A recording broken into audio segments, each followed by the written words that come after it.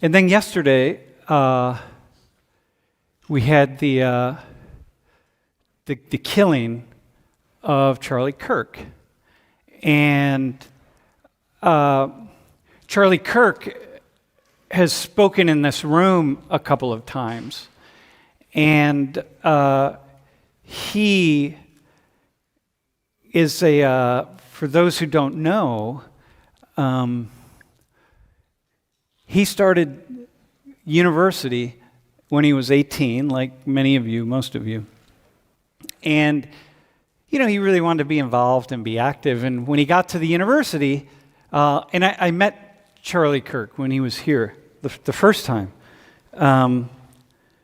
he decided that he started taking classes, and he sat in on some of these big lecture classes, and, where you take notes. They put PowerPoint slides up, and, you write notes down, and then a few weeks later you take an exam, and you see if you can memorize everything that was on those PowerPoint slides. And then as soon as you take the exam, you forget it all because it doesn't matter to your life, and it's irrelevant. And he started doing that, and he said, this is not for me. I actually want to do something. I want to be active. I want to be involved. I want to get young. I want to get people like me really active in changing the world. And so he dropped out, and he had the courage to drop out, right? Which a lot of folks probably get to that same place, but they don't do that. But he did, and he's quite talented from a really young age. He was quite a talented speaker, and developed a kind of a sense of confidence, and chose his ideas that were important to him. We all have certain, well, not, we don't all, a lot of us are just kind of floating through the world, and we haven't really found ourselves yet, but he had certain ideas that were important, and then over the years, those ideas shifted in different directions. But, I listened to him a lot, and, you can, one thing I want to say that's very important, we have, I don't know, like 1,200 hours of video up from Social 119. And in 1,200 hours, if you scroll through 1,200 hours of video, you can find something that you can find a lot of things that you like, and you can find a lot of things that you don't like. And then you can, form your opinion, whichever way you want to go. Like, I like this guy, or I like this class, or this is a good class, this is valuable, etc. Or I don't. And this is stupid, and this guy's a knucklehead, or he's bad for young people, or whatever the case is. And, Social 119 is really important, and more students should take it, or Social 119 should be shut down. You can scroll through those 1,000+ hours of video and find whatever you want to find to make your point, right? Well, the same with somebody like him. Same with anybody like that. I would listen to him often and be like, listen to him debating someone. I'd be like, okay, that's a good point. That's a cool point. Okay, that's good. Okay, I don't like that. That's like, yeah. Oh, that's cool. No, that's not cool. I don't like that. And that's how life is. And that's how life should be. And if you're really engaged, that's how it should be. You can't, if you listen to someone or find somebody out there in the world who you agree with on everything, then you probably can assume that you have some degree of schizophrenia or psychosis, because you're listening to yourself. Because there's nobody anywhere that you agree with 100% of the time. That's the nature of it, right? So, people with me, sometimes they take a little tiny clip out of 8 seconds, and they're like, this guy is a lunatic, right? And I'm like, well, you didn't get the 8 seconds before, and you didn't get the 8 seconds after. You got that 8 seconds. Well, that happens a lot, and I'm watching that now on Reddit and on Twitter and on different things, So I want to caution you all, caution everybody to be careful about doing this to anyone, okay? In any case, he kind of essentially is assassinated for his ideas. for challenging people.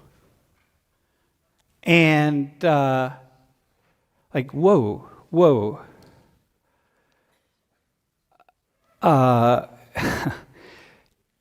Man, I've received death threats, okay? So like this is serious. Like we're in this space, here we are, okay? So, Gary the Willard preacher over the years, I'm a friend of Gary's. Gary and I have done a couple debates together as fundraising endeavors, fundraising debates, because, students in this class used to raise money for projects that we were doing in Haiti for many years. And so a couple different groups of students and a couple different semesters, they said, hey, can you do a debate with Gary? And then we'll charge admission to the debate, and then that's the money that we'll donate to this project in Haiti. So I've always told students, hey, listen, man, you want to hone your thinking skills? Go try to debate Gary. I really think that this needs to be known. I really think you guys need to get this out any way you can. Sure. All right. YouTube, Facebook, any way you can. You've shut the bars down. You've done it. Okay, bye. Nobody else has done it. Okay, bye. Bye. I mean, it's kind of like, if you became such gluttons that McDonald's would serve you. Kind of like, and if anybody became such a glutton that even McDonald's wouldn't serve them, you'd think, wow, they must really be a glutton. Right. Go try to debate him, man. You're almost certainly going to lose, okay? And he's just better at it. He's a really nice guy, actually.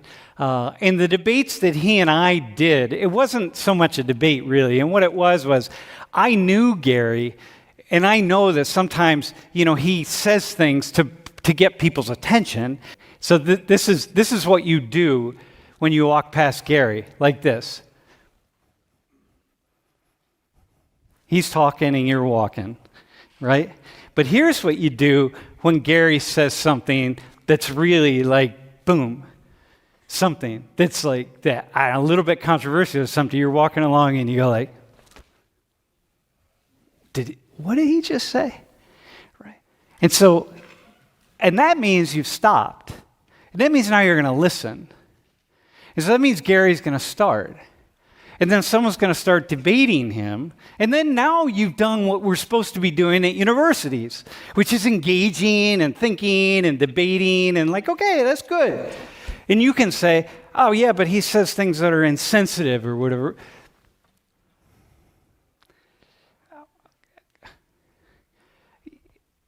I don't know. Maybe it's because I'm a white man. Maybe it's because I'm 65. But like, we're adults. It's all right, So I always say that about him.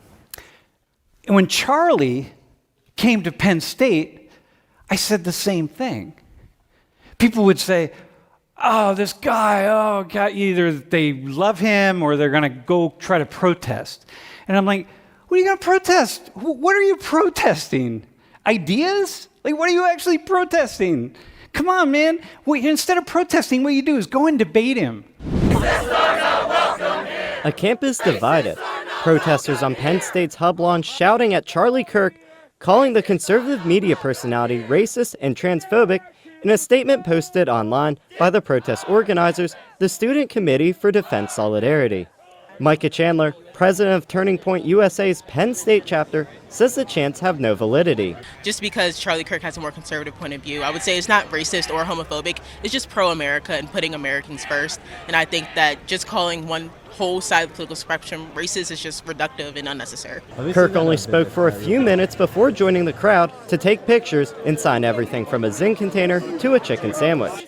His supporters then turned their attention to the protesters. As you can see behind me, protests have erupted here at the Charlie Kirk rally, and now that Charlie Kirk's done speaking, some of his supporters have started to come over and heckle some of the protesters. In a recent video, University President Neeli Bendapudi defended free speech on campus. While the two groups did come close to each other, protesters slowly moved back and eventually left without any physical violence. In University Park, I'm Ethan Ellis for the Center County Report. Right? Go debate him. But a lot of people don't want to do that because they're going to look silly because he became a really smart guy. And you can say, well, he can't be very smart. Some of you maybe, you can't be very smart because I disliked his ideas. Well, you can dislike ideas, but debate. That's what we're doing at a university. This is it. This is it, man. We're trying to be smarter. We're trying to just be better and smarter than what we were when we started. And so when the news of his death yesterday really, it led me to what happens next? Okay, now what? Where are we going? And it led me here. Violence or the threat of violence against civilians to achieve some political goal. So 9/11 is terrorism. What happened yesterday, the killing of Charlie Kirk, is terrorism. I have my own thoughts when I think about this question of, okay, what's next? What's going to happen next? Where are we going to go? I have my own thoughts. But I'm of a different generation. So I really don't want to hear my thoughts. I want to hear your thoughts. Like, what do you think? What's next, y'all?